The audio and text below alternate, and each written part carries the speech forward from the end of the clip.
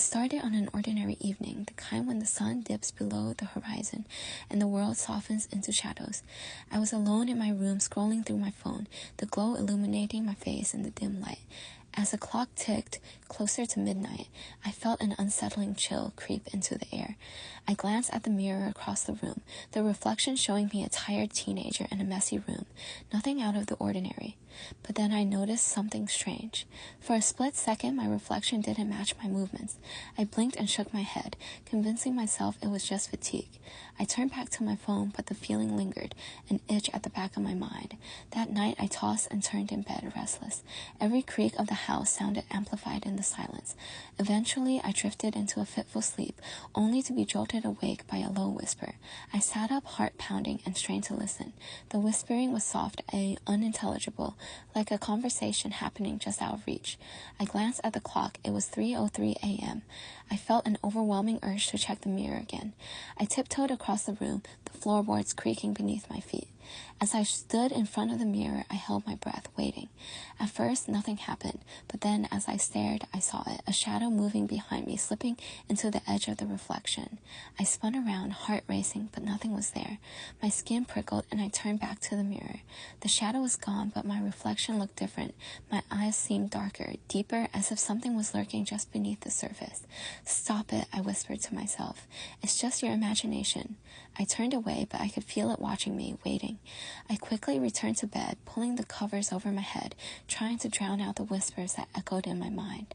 The next day, I tried to shake off the fear. I went to school, but the unease followed me. I couldn't focus in class, and during lunch, I could have sworn I saw my reflection in the cafeteria window, smirking back at me when I wasn't looking. That night, I decided to confront whatever was haunting me. I set my phone to record, positioning it to capture my reflection in the mirror. "If there's something here, show yourself," I said, trying to sound braver than I felt. As the minutes ticked by, I felt the air grow colder. Just as I was about to give up, the whisper returned, clearer this time. "Help me," I gasped, and my reflection grinned, a wicked, distorted smile that didn't belong to me. I stumbled back, nearly tripping over my own feet. "What do you want?" I shouted, panic rising. "Help me," it repeated, the voice dripping with desperation. I felt drawn to it like a moth to a flame. I couldn't look away, entranced by the reflection that wasn't really me. Suddenly, the lights flickered, plunging the room into darkness. I fumbled for my phone, but it was dead, the screen blank. The whispers crescendoed, filling the space, and I felt a cold hand grip my wrist, an icy sensation that made my blood run cold. I turned back to the mirror, and there it was, a figure emerging from the shadows. It looked like me, but its features were twisted, eyes hollow, a sinister grin stretching across its face.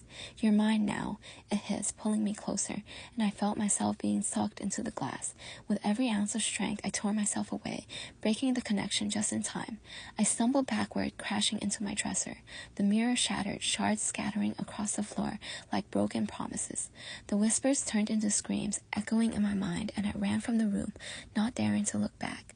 I locked the door behind me and huddled in the hallway, heart racing.